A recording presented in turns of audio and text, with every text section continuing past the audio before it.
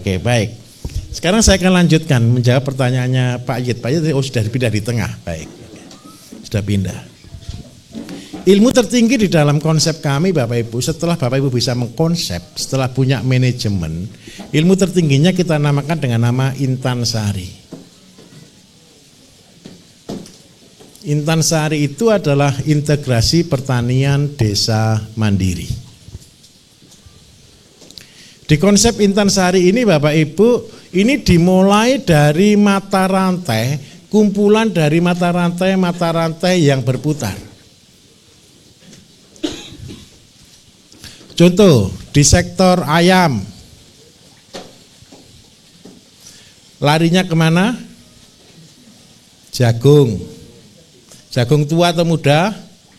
Jagung tua. Setelah jagung tua berarti terpaksa ada namanya sapi. Sudah, ini satu siklus. Ayam dan sapi jadi pupuknya, komoditas utamanya adalah jagung. Yang dijual di sini yang mana berarti? Ayamnya toh? Jadi kalau begini fokus utamanya di ayam. Kemudian seandainya Bapak Ibu ke konsep aqua farming, berarti di sini ada konsep ikan. Kalau sudah punya ikan berarti harus punya asola. Gara-gara punya asola kita bisa pelihara itik. Betul ya? Pabrik pupuknya di mana? Pabrik pupuknya. Pabrik pupuknya di itik dan limbah ikan.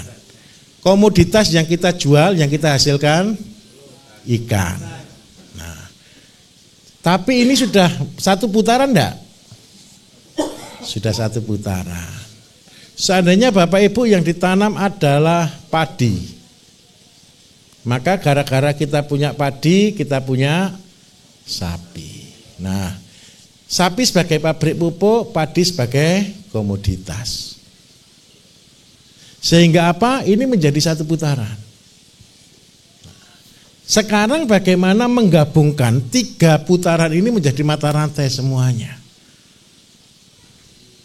Yang disebut dengan teori gara-gara.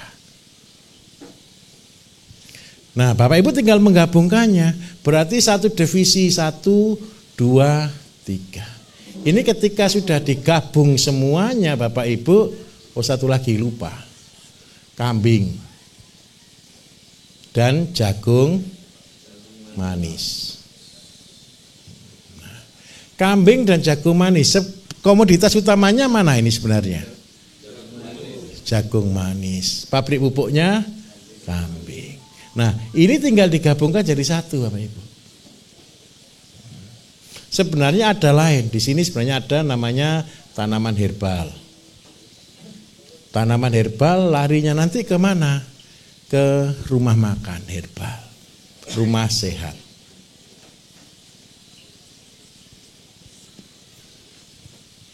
Nah, ini semua adalah mata rantai Bapak Ibu. Dan Bapak Ibu bertugas untuk menggabungkan semuanya. Ini tadi ada yang tanya kapasitas di bawah 1000 meter, luas tanah di bawah 1000 meter, tolong dipilih, sudah terserah mana yang dilakukan. Kalau kapasitasnya sampai total di atas 2 hektar, itu bebas terserah. Bebas terserah artinya apa? Yang cocok di daerahnya Bapak Ibu apa? Yang sesuai di daerahnya Bapak Ibu apa? Yang bisa dijual apa? Tapi kalau konsep seperti ini kira-kira yang bisa dijual apa Bapak Ibu? Semua bisa dijual Pak. Betul atau tidak kira-kira? Kalau semua bisa dijual, minta tolong jangan dikerjakan semuanya. Bingung. Paham maksud saya? Mulai dari yang ada, mulai yang paling kita senangi. Contoh, Bapak Ibu seandainya pulang dari sini, Bapak Ibu menemukan ternyata saya itu tangan saya pintar nerapi orang. Jangan jadi dukun dulu. Tunggu 2000 pasien baru boleh status dukun. Kalau belum 2000 pasien belum jadi murid saya. Itu masih murid di luar.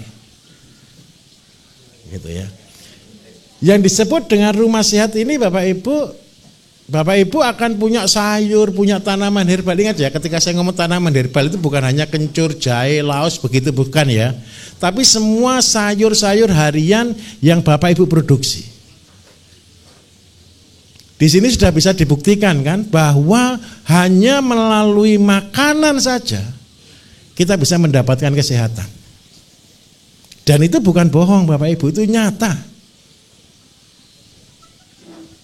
Kalau Bapak Ibu tidak percaya, minta tolong. Ayo di sini yang berkata, tolong katakan jujur, jangan gara-gara ada saya nanti jawabnya mengenakkan saya.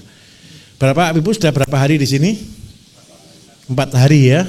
Selama 4 hari, saya minta maaf, jadwal kita padat atau tidak? Siapa yang pernah pelatihan 2 hari aja yang di hotel atau di mana, ada enggak? Sering ya?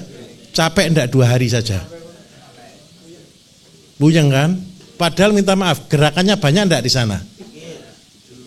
Cuman duduk di AC, makan, tidur gitu aja kan? Ke mall, jalan-jalan kan gitu kan? Tapi saya mau katakan jujur, di sini kan sangat padat. Kalau dihitung capek pagi sampai malam. Tapi saya mau katakan, tanya jujur ini, Bapak Ibu merasa fresh enggak di sini?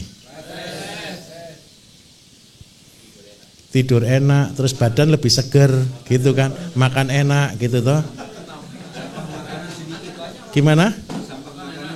Oh gitu ya, alhamdulillah gitu. Tukang dapur itu saya sampai kadang-kadang bingung Bapak Ibu. Ada angkatan itu tidak suka makan kadang-kadang. Ada angkatan yang hobinya makan. Loh, minta maaf, ada sampai jam 12 malam itu datang ke dapur. Ada apa Pak? Cari makanan. Loh, bener. Ada yang bisa makan 6 kali sekali sehari Bapak Ibu, lebih kadang-kadang. Bener. Enggak. Memang peraturannya satu, dilarang sakit. Nah, dari sana Bapak Ibu saya kepingin satu. Budaya hidup di seperti sini. Makanya enggak mewah Bapak Ibu, sederhana semuanya ya. Sederhana, seapa adanya, enggak mengada-ada juga. Tapi saya minta tolong, itu akan membuat Bapak Ibu jadi seger kok. Bapak Ibu jadi merasa lebih ringan kok ke badan kok. Kalau kita tidak mengkonsep dari makanan, dari herbal yang kita berikan, saya jamin 2 hari Bapak Ibu banyak yang KO. Fair. Saya kalau pelatihan yang undang saya di hotel sampai 1 bulan begitu Bapak Ibu, kalau saya di hotel sampai 1 bulan, itu stresnya minta ampun. Tetapi kalau pelatihannya di tempat kami sendiri, makanan saya kan spesial gitu. Pakai telur. Saya harus makan telur sehari 3 butir Bapak Ibu. Untuk protein. Protein yang kedua saya paling banyak tahu. Sayurnya cuma terong sama labu siam gitu aja. Dan itu setiap hari gitu. Saya makan daging saya batasi seminggu 2 kali atau 3 kali maksimal. Makan kita tidak perlu mewah, tapi yang penting sehat. Nah, di konsep Intansari Bapak Ibu, ini adalah rantai, mata rantai. Mata rantai ini Bapak Ibu harus pilih salah satu.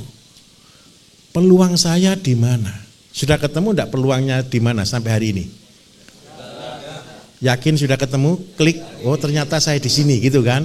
Karena itu Bapak Ibu kita beri kesempatan untuk latihan semuanya. Karena apa? Tidak semua daerah bisa cuma dari sayur. Tanam sayur aja tidak tahu gunanya sayur, tidak bisa jual kok, percayalah. Tetapi kalau Bapak Ibu sudah kita bekali herbal, kita bekali ngolah, kita bekali menyampaikannya, kemudian yang dimakan adalah sayur. Bapak Ibu promosinya sayur atau herbal? Sebentar, Bapak Ibu ketika sudah tanam sayur, sudah tahu latar belakangnya, kalau promosi ke orang, promosinya namanya kangkung, bayam, tomat, atau sudah ngomong herbalnya? Herbalnya. Nilai jualnya ada enggak di sini? Salah satu kunci untuk menemukan market, salah satunya adalah rumah sehat. Tapi siap-siap, gula biasanya 1 bulan cukup 1 kilo jadi 5 kilo. Tamunya banyak. Nah, yang dimaksud dengan Intansari Bapak Ibu mulai melayani masyarakat. Sampai pada akhirnya Bapak Ibu akan menjadi jawaban jadi masyarakat. Kalau cuma kepengen jadi miliarder Bapak Ibu lulus Intansari ini. Kalau cuma cari uang 1 miliar, omset maksud saya ya, bukan cari ke profit 1 miliar, nggak usah keluar dari desa.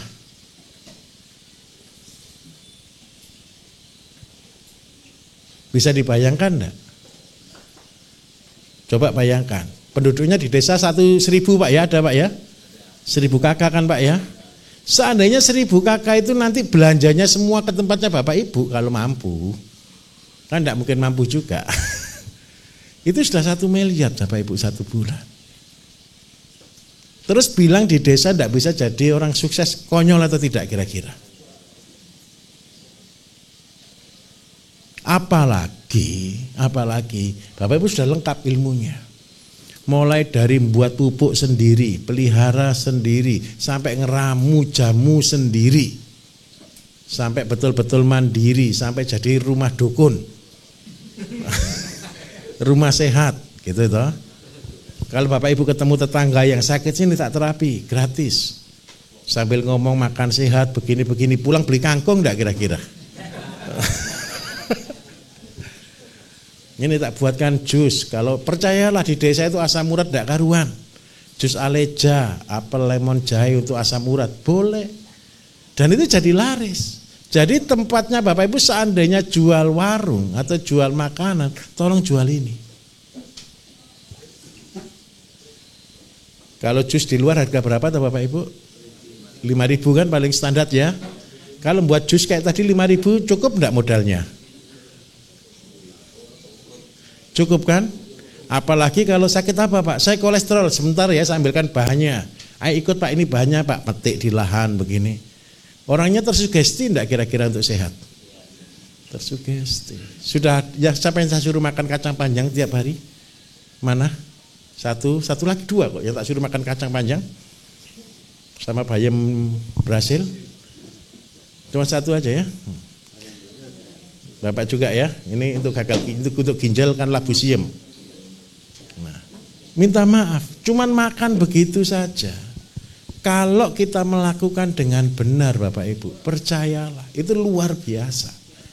Kok saya tanya, ada perubahan enggak di sini? Jadi ringan enggak? Pertama datang kan dengan keluhan ini toh, bisa tidur enggak sekarang? Padahal minta maaf Bapak Ibu, ini kasusnya trombosit. Trombosit itu rumit atau enggak kira-kira? Rumit. Kelainan sel darah merah, pecah trombositnya, sehingga sering menggigil dan sebagainya. Saya lihat enggak ngeluh kok sama sekali, enggak lemes juga kan? Itu luar biasa. Hanya apa Bapak Ibu? Makanan. Boleh saya mengatakan your food is your medicine? Makananmu adalah obatmu. Siapa yang bisa membuat makanan menjadi obat? Bapak Ibu. Paham di sini? Jadi nanti rumahnya Bapak Ibu itu isinya sayur, isinya barang-barang. Kalau orang lain sama saja, nanam tomat, nanam kacang, nanam timun, nanam bayam, nanam apa? Oh sama saja. Tidak, beda. Itu beda. Bentuknya sama, isinya beda. Itulah kelebihan ketika Bapak Ibu melakukan pola organik. Yang motong ayam, yang angkat tadi ini mana yang motong ayam tadi? Sudah, terbukti enggak bau enggak? Tapi minta maaf, sebelumnya sudah pernah motong ayam belum? Nanti saya bilang nanti belum.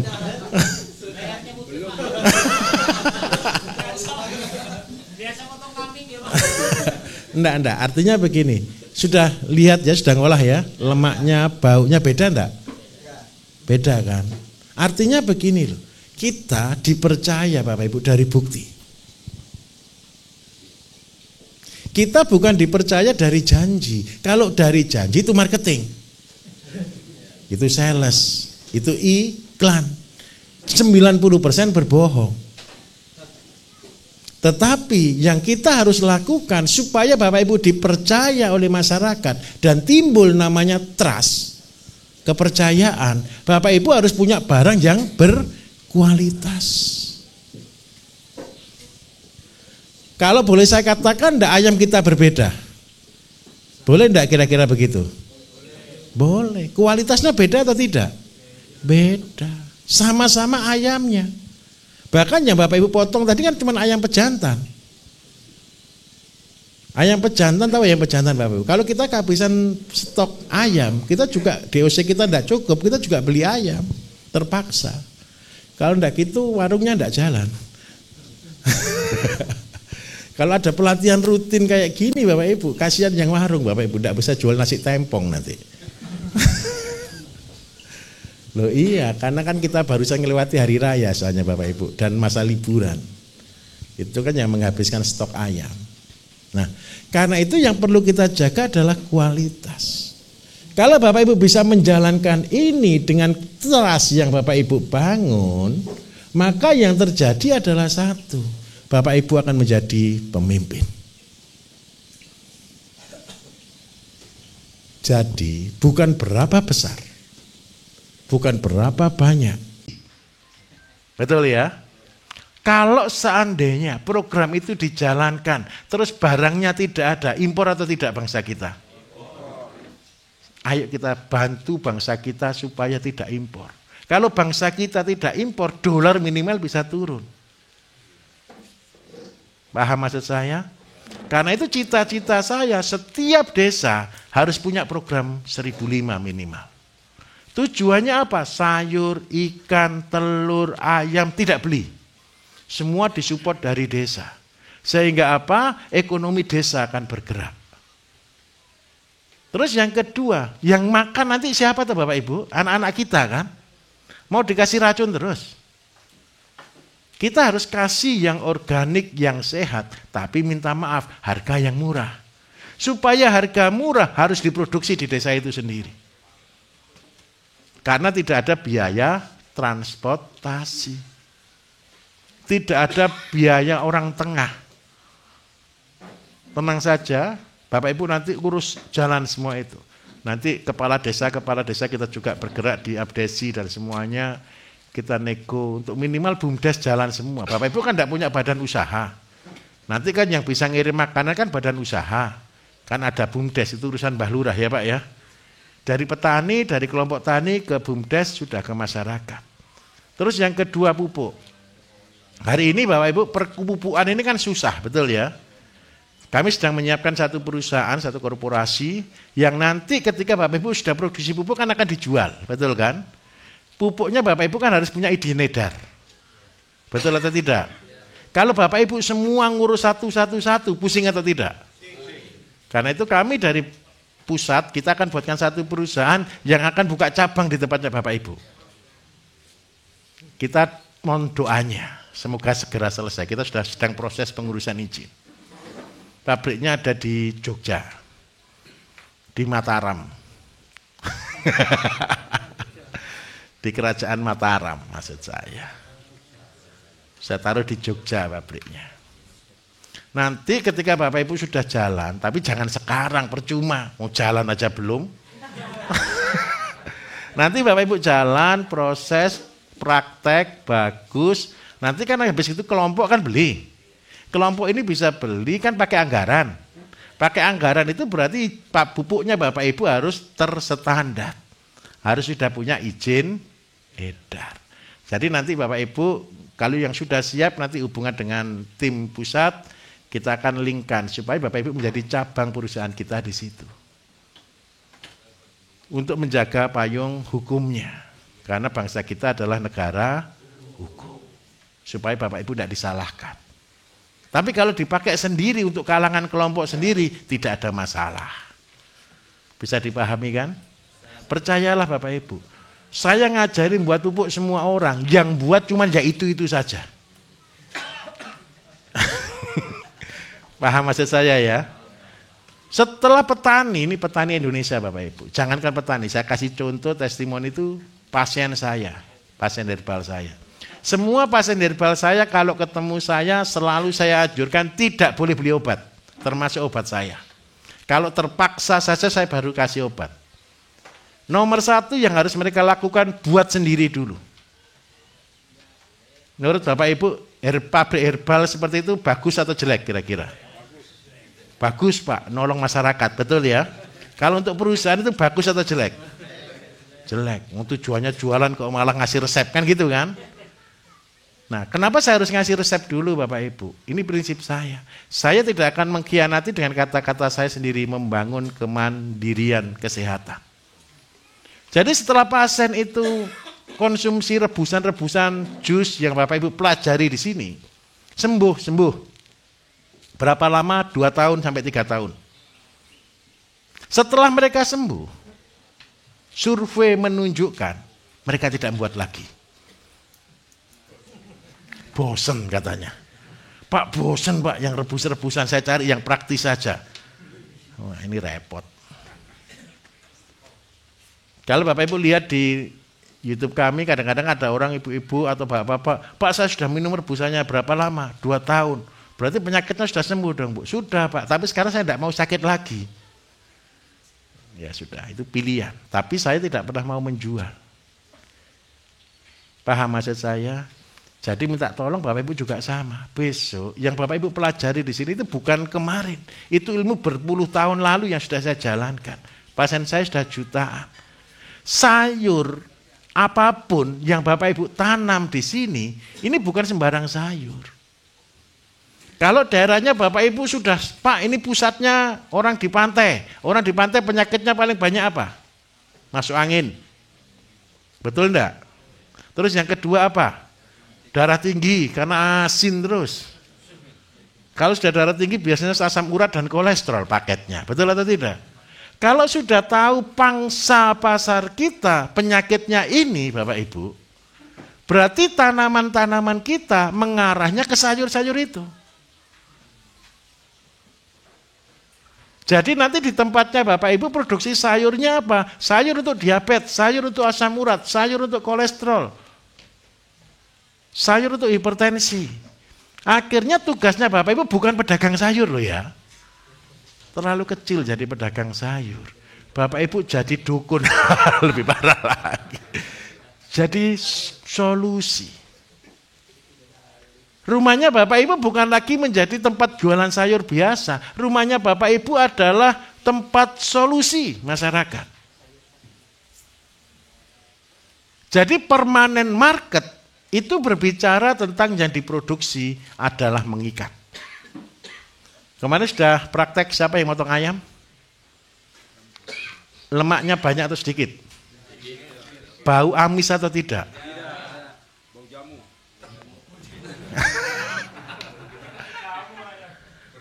Tenang, yang lain juga akan merasakan. Cuman minta maaf, katanya Pak nunggu banyak dulu baru dimasak katanya. Jadi sabar dulu ya. Begini loh Bapak Ibu, ayam aja kita buat jamu. Telur aja jamu. Jadi yang Bapak Ibu buat betul-betul menolong atau tidak? Kalau tidak dilakukan terlalu loh ya. Harus dilakukan loh ya. Karena apa? Katanya Bapak Ibu kepengen punya pasar pendapatan yang pasti atau naik turun.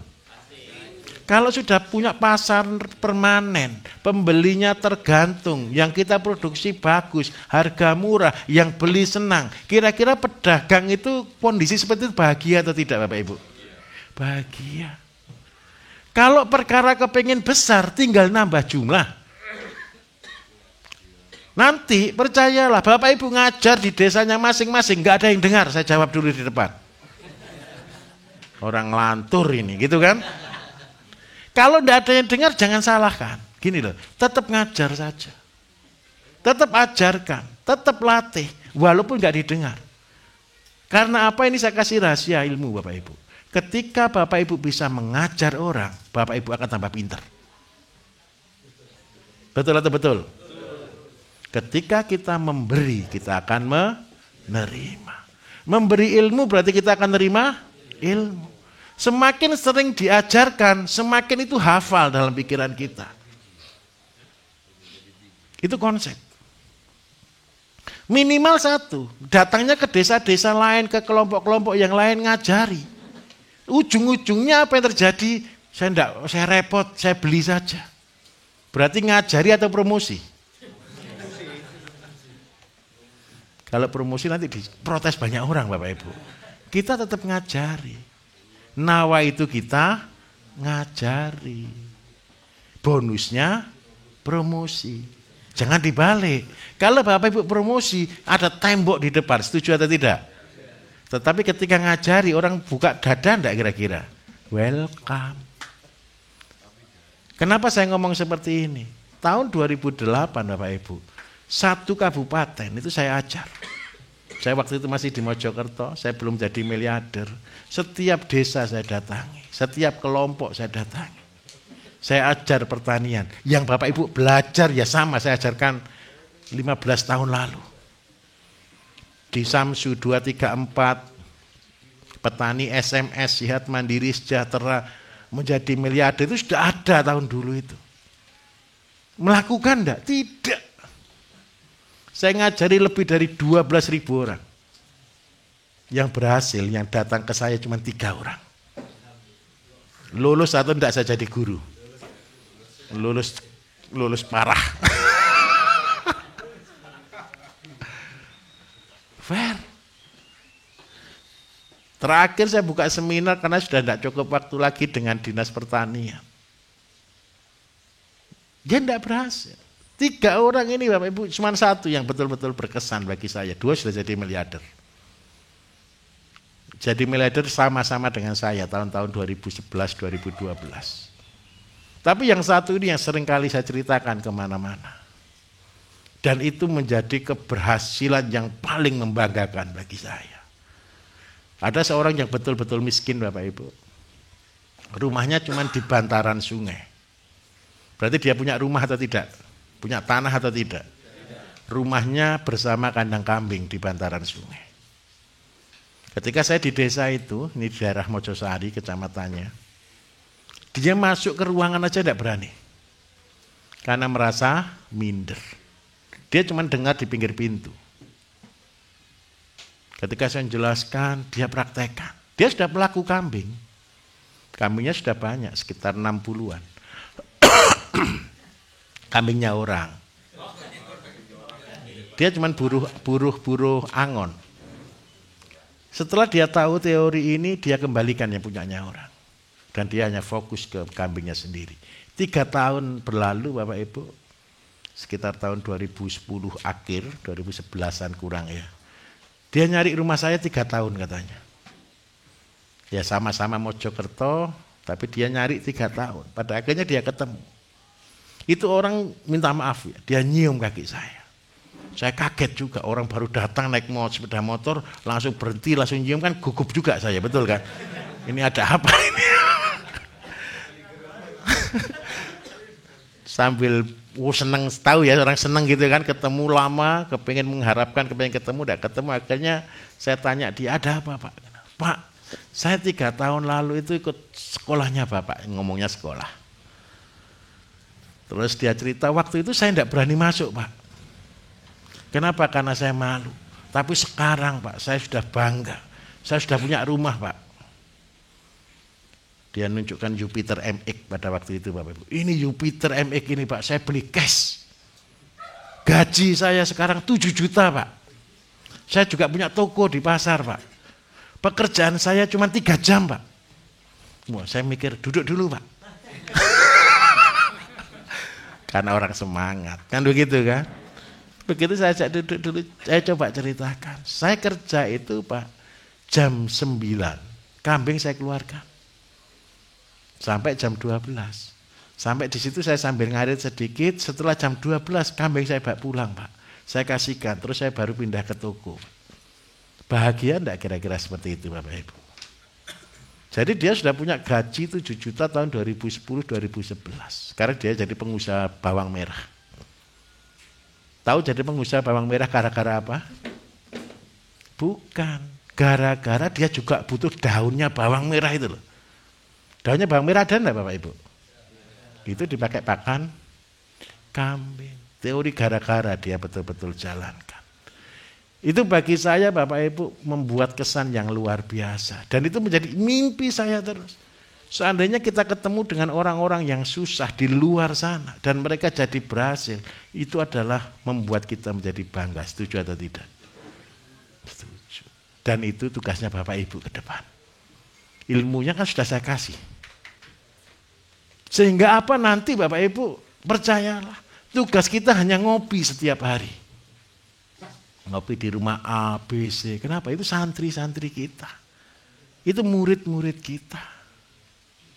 Ayo bayangkan dulu. Bahagia enggak begitu? Tapi minta tolong. Contohnya dikerjakan. Kalau enggak ada contoh jangan ngomong. Pembuktian. Oke kita lanjut. Oke clear ya Mas ya? Kambing ya. Jadi penghasilannya bukan dari kambingnya kan? Penghasilannya dari jagung yang setiap hari 1 juta. Sudah puas enggak kira-kira? Loh, bukan, kira-kira kalau sudah punya penghasilan 1 juta per hari sudah puas atau belum kira-kira? Ya sudah puas lah. Nah gini Bapak Ibu.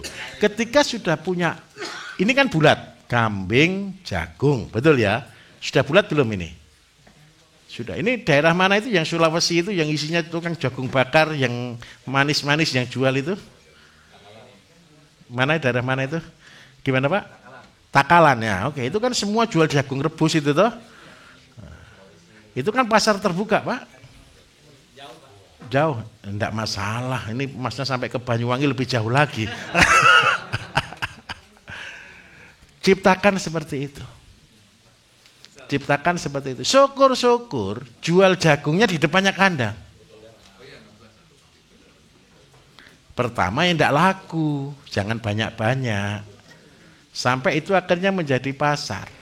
Tapi tenang, itu nanti materi besok. Karena kita harus bagi. Iya.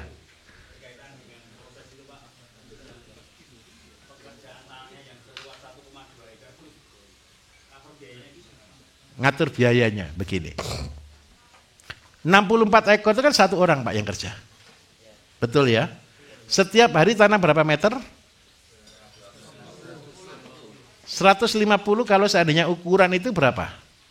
15 kali 10. Tanam jagung tidak perlu dibedeng.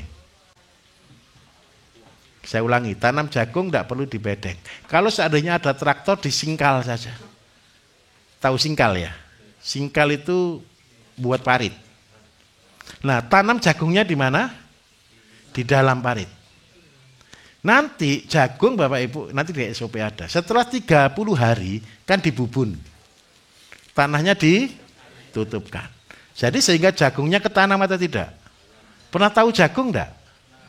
Jagung itu akarnya tambah lama tambah naik atau tidak? Gini toh, ini jagung.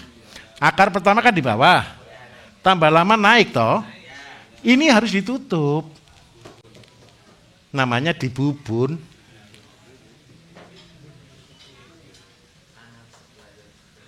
Jagung itu tidak ke bawah akarnya Bapak Ibu. Naik. Itu yang harus ditutup. Kapan nutupnya? Usia 30 hari. Kalau ini tidak ditutup, produktivitasnya rendah. Mupuknya di mana? Kan bentuknya tadi begini. Betul enggak? Ini tanam jagungnya kan di sini. Siksak ini ya. Siksak gini ya, anggap. Lah nanti mupuknya tinggal tutup piuk di sini, terus nanti 30 hari tutup. Sudah selesai. Nutupnya dicangkul.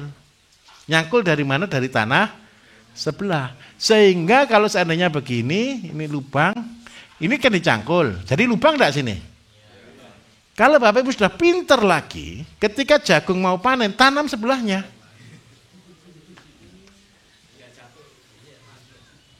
Tenang dulu, pelan-pelan. Ini untuk mengefektifkan waktu. Kalau begini biayanya mahal atau murah? Murah. Tapi tenang Bapak Ibu, tolong jangan terlalu bereksperimen terlalu luas ya. lakukan sederhana dulu, hasilnya disyukuri.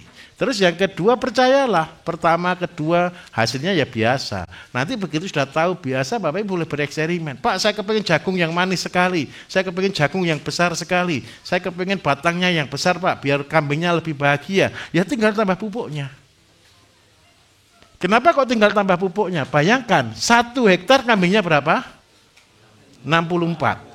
64 kotorannya berapa kilo sehari? 250 kilo. 1 bulan berapa ton? Coba dihitung. 4 hari 1 ton. Berarti 1 bulan isinya 7,5 ton. Betul ya? Setiap bulan tanah 1 hektar dipupuk 7,5 ton. Mabuk enggak tanahnya?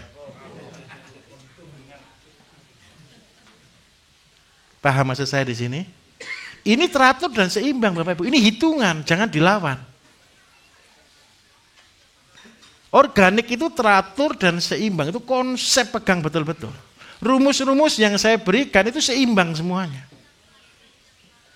Kenapa seimbang semuanya? Percayalah Bapak Ibu, kalau sudah punya kotoran kambing 64 ekor, pupuknya dikembalikan lagi ke sawah, saya jamin tanahnya Bapak Ibu sudah seperti tanah zaman dulu lagi.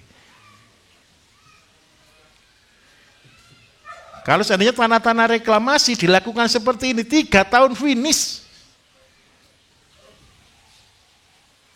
Syaratnya 1, punya pabrik pupuk. Kalau tidak punya pabrik pupuk, beli, bangkrut.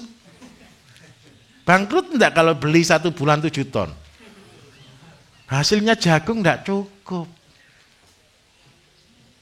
Nah karena itu ini kita menyebutnya sebagai teratur dan seimbang. Nah setelah kita sudah punya pendapatan harian Bapak Ibu, saya minta tolong. Kebutuhan dipenuhi, keinginan ditunda dulu. Boleh sih keinginan yang menjadi kebutuhan. Contoh, Pak ini butuh transportasi, butuh mobil dan sebagainya, silakan beli. Kalau memang butuh, belilah yang dibutuhkan. Kalau belum butuh, investasikan. Investasikannya di mana? Gara-gara saya sudah punya passive income, boleh saya punya passive income? Kenapa disebut passive income? Karena ini sudah tersistem. Pupuk sudah punya, yang tanam sudah ada, yang beli sudah ada. Ini ditinggal tidur sudah jalan atau belum? Sudah jalan. Ini langkah pertama, passive income atau penghasilan harian. Setelah sudah punya passive income Bapak Ibu, baru boleh bermain. Mainan hobi itu menghabiskan uang atau menghasilkan? Harusnya hobi juga menghasilkan, tapi rata-rata hobi itu menghabiskan uang. Siapa yang punya hobi burung di sini? Beli burungnya mahal atau murah? Ngasih makannya banyak atau sedikit? Sedikit Pak, tapi mahal. Nah, tapi kalau dihitung kadang-kadang ya enggak untung juga. Yang penting saya senang kan gitu kan. Ini boleh main hobi di sini. Hobinya apa di sini? Tetap kalau bisa hobi yang menghasilkan. Mulai kalau sudah punya kambing sudah jalan, bisa pelihara ayam, bisa pelihara bebek, buat kolam, bertahap. Jangan tergesa-gesa. Ada orang komplain Bapak Ibu di saya.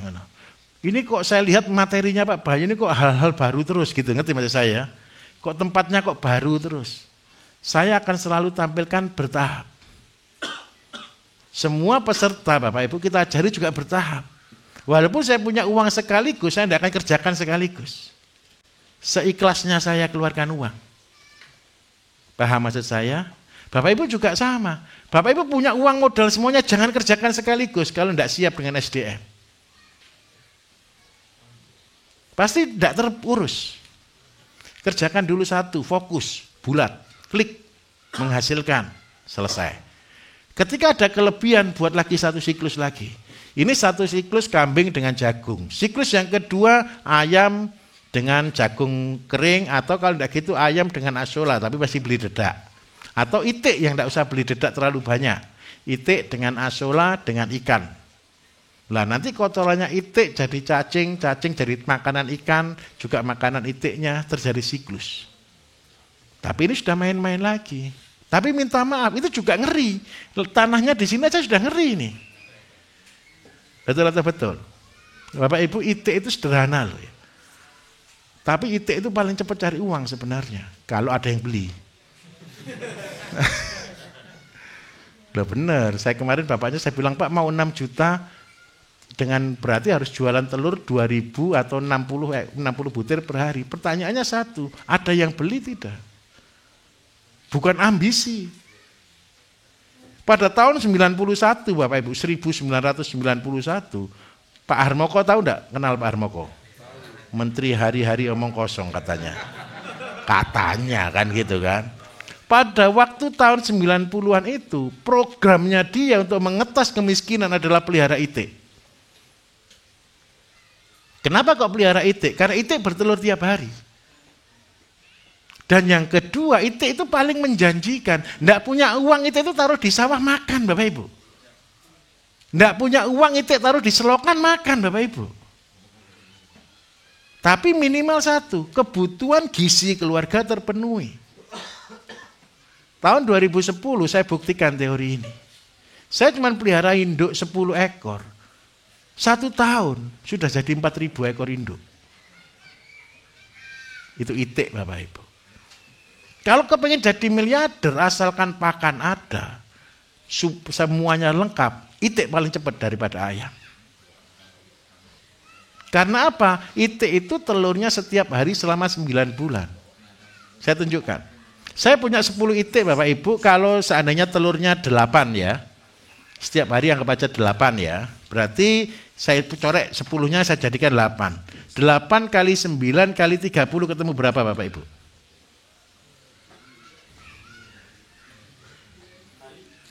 Delapan kali 9 kali 30. Berapa Pak? Berapa? Berapa?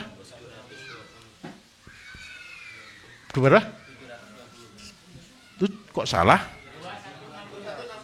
2160.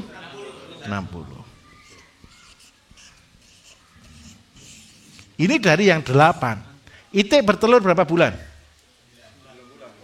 No. Itik dari DOD berapa per bulan? 6 bulan lah ya. Oke, clear 6 bulan. Netesnya berapa bulan? 1 bulan ya. Berarti seandainya saya punya 8 induk, 8 kali 30 berapa berarti? 240. 240 kita tetaskan kan tidak netes semua. Anggap aja yang netes separuh. 120. 120 jantannya separuh, betinanya separuh. Betul ya? Berarti betinanya tinggal berapa? 60. 60 di usia ke-7 bulan, kan dia sudah bertelur. Betul kan? Kalau sudah dari 8 ke 60, 60 yang telur 40 per hari, sudah ngeri Bapak Ibu. Terus setiap bulan induknya tambah 40 loh itu. Nah, kalau hitung-hitungan 8 jadi segini, kalau ditetaskan ini ketemu cuma paling maksimal 600. Tetapi anakannya yang ke-7, 8, 9, 10 sudah 160. 1 bulan sudah hampir 4.000. Kalau begini ceritanya, jadi miliarder gampang atau susah?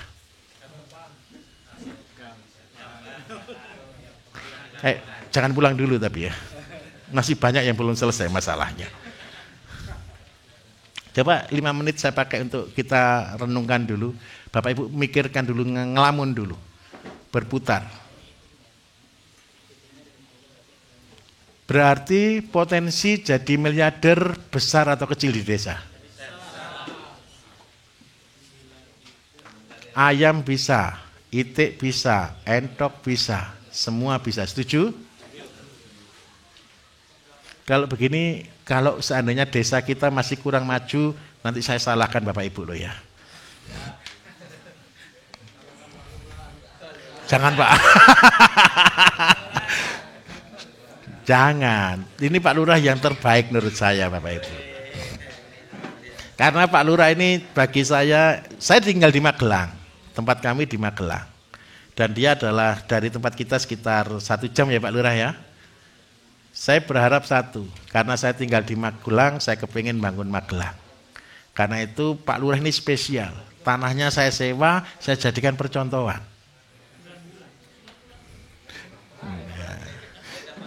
Gimana? Iya, jadi supaya apa? Ketika tanah itu saya sewa kan terpaksa Pak Lurah harus kerja. Kalau enggak kerja malu sama saya dia.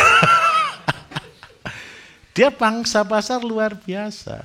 Ini kemarin sudah ikut di Magelang Bapak Ibu sama pasukan. Saya berharap sudah jalan, ternyata belum jalan.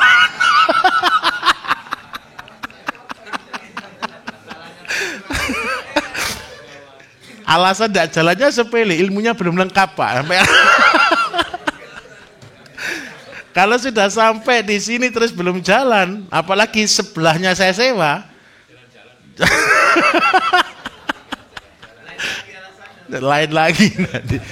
Tapi coba Bapak Ibu, sampai di tingkat dasar, ini tingkat dasar dulu. Bisa dipahami? Mudah atau susah? Jam berapa ini hari ini Jumat?